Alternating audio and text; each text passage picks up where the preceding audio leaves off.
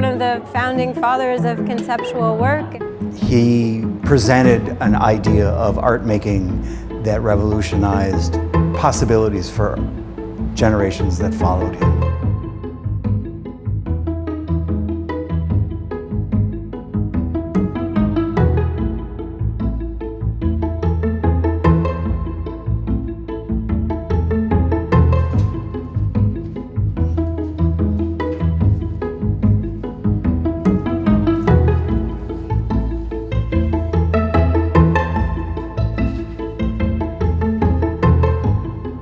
He came into the forefront in the 60s, 70s after abstract expressionism, so you can imagine that there's a body of work by another generation that was saying it was about the emotions, it was about me, it was about my hand, and Saul said, no, it's not. An artwork is the conception of the artwork, the idea.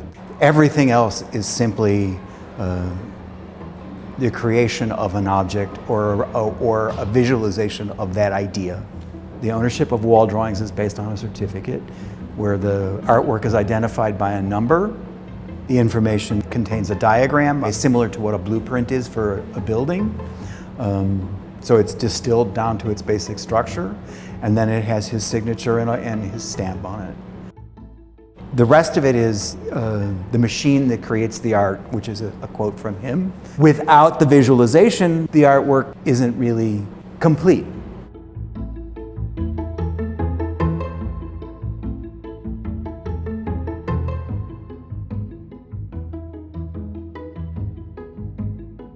Today we're making a LeWitt's copy line piece. It's wall drawing 123A.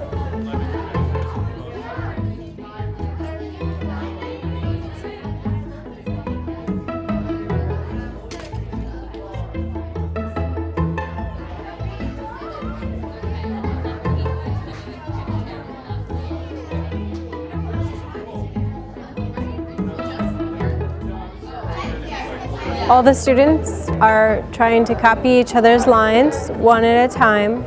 We have first draftman draws a not straight line, and then each student tries to get as close as possible to this line using the Caran d'Ache crayons. It's just as high as they can reach and then drawn down to the floor.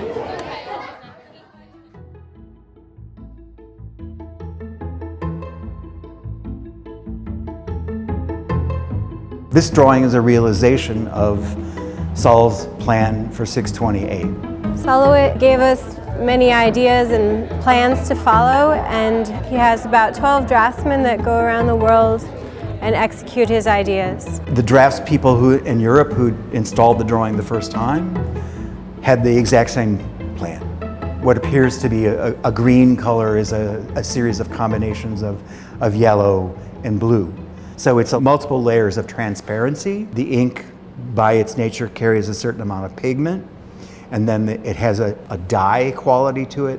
The wall is painted in a particular fashion, so it has a texture somewhat similar to an orange peel, and the pigments collect in the low spots in that texture, and the dye aspect of it ends up on the high spots, so it creates this visual transparency. And also different concentrations. So there's a sense of some hand motion in it because that's an inherent part of the process. When the drawing is first created, this plane is done depending on Saul's nomenclature, be it the blue first or the yellow first. That color would go on is an ink wash, so it's rubbed onto the wall, patted onto the wall in a very specific process. And then when that is sufficiently dry, the second color, be it the yellow or the blue, again, is put on top of that, and that would create ultimately what this green is. This was very, very unusual to have a work done directly on the wall in, say, 1968. This was pretty radical. Precious objects were what the art world was about. And so he said, no, the precious object is the idea. There were many, many people who resisted him. He was censored. People would simply say, that's not art. How can it be art? He doesn't do it. Saul said, no, Bach, Beethoven, they write the musical score. That is the artwork. And it's the same with my work. I create the underlying score, the underlying structure, and it is simply something that is rendered from my score. That's where he impacted art in the world in general. He said these sentences, and those were absolutely groundbreaking pieces of intellectual information.